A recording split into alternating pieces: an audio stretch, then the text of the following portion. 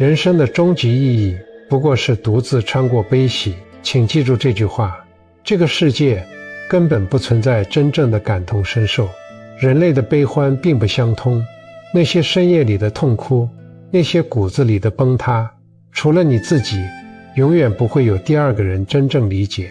我们也无需对任何人抱有这种不切实际的期待，毕竟角度不同，怎会互相理解？位置不同，又怎能感同身受？所谓感同身受，意味着对方必须穿上你那双磨脚的鞋，走过你那条满是荆棘的路，吃尽你咽下的苦，受尽你遭过的罪。但这在物理上是不可能的，在心理上更是妄想。既然无人能替你负重，那你又何必四处展示伤口，祈求一点点廉价的怜悯？停止向外索求理解，是自我疗愈的开始。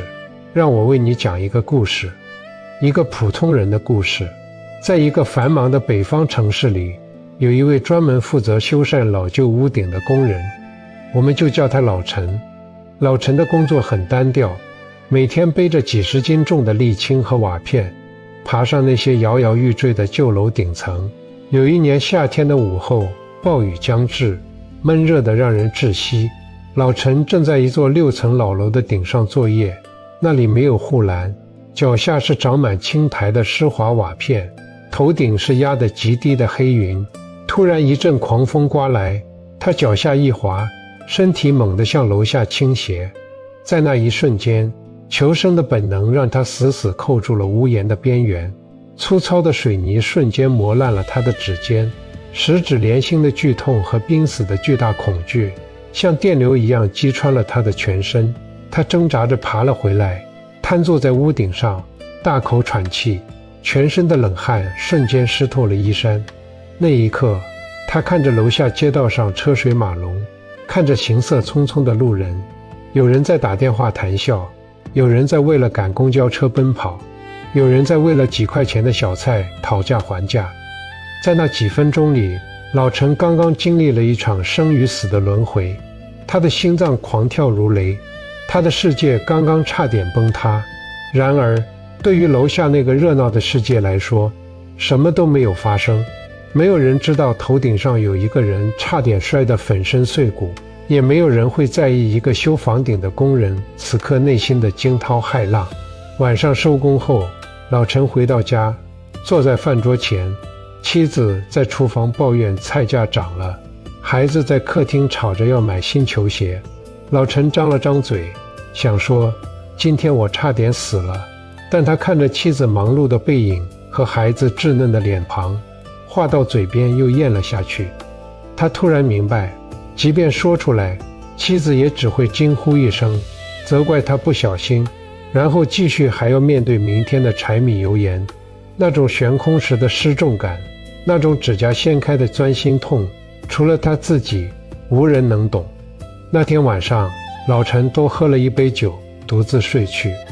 第二天醒来，太阳照常升起，他依旧背起工具包，爬上了另一个屋顶。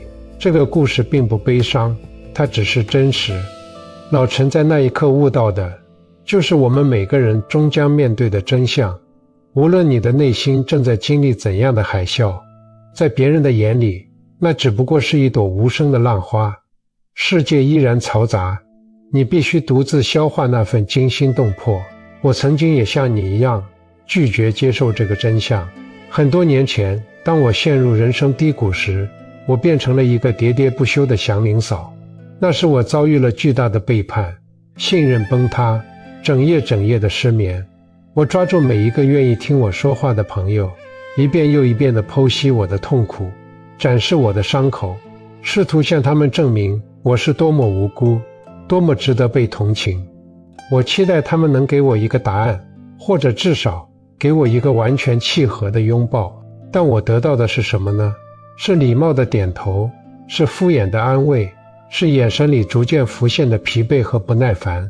我看得很清楚，他们在听，但他们并没有在场。他们会说，别想太多，都会过去的。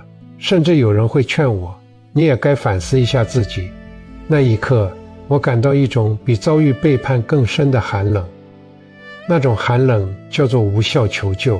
我终于意识到，我是在冒失地把一卷纱布递给别人，然后指着我的伤口说：“你看，这里很痛。”但他们无辜地拿着那卷纱布，甚至只是想快点结束这场令人尴尬的谈话。我是在消耗别人的能量，来填补自己的黑洞。这本身就是一种暴力，期待别人来拯救自己，不仅是对他人的打扰，更是对自己的羞辱。承认吧，这种期待就是你痛苦的根源。生活如饮水，冷暖只有饮水人自己知道。你喝下的那杯水是滚烫的还是冰冷刺骨的，只有流过你的喉咙，进入你的胃部时，那种感觉才是真实的。旁人看着你手中的杯子，他们看到的只是杯子的形状和水的清澈程度，他们永远无法感知那个温度。人生如逆旅，苦乐必须自尝。既然无法逃避，那就请你收回向外伸出的手，把那份期待转化为向内的力量。现在，我想请你放下所有的防御，来做一次深度的自我修复。不需要你闭上眼睛，只需要你打开心里的那扇门，试着想象一下，此刻你感到无比的疲惫，那种累不是睡一觉就能缓解的，而是灵魂深处的沉重。好的，现在允许这份疲惫存在，不要对抗它，不要试图马上振作起来。想象你自己正在慢慢的退化，从一个复杂的社会人退化成一株植物。就在这个周末，或者就在今晚，关掉手机，拉上窗帘，允许自己枯萎几天。你现在就是一株缺水的兰花，叶片耷拉着，根茎发软。没关系，植物枯萎是常态，是为了积蓄下一次生长的力量。在这几天里，你什么都不用想，什么都不用做，饿了就吃，困了就睡，感受阳光洒在皮肤上的温度，就像植物感受光合作用，感受水流过喉咙的滋润，就像根系在吸收养分。不要去思考明天的会议，不要去回忆昨天的争吵，只有呼吸，只有存在。允许自己烂在床上，允许自己一无是处。这种枯萎是最高级的修养。当你感觉身体里那股枯竭的能量开始慢慢回升，当你开始觉得躺着有点无聊的时候，想象自己进化成了一只动物，一只刚刚睡醒的猫，或者一只在草原上独行的豹子。动物没有复杂的道德枷锁，没有如果不回消息就不礼貌的焦虑，动物只有最本能的需求。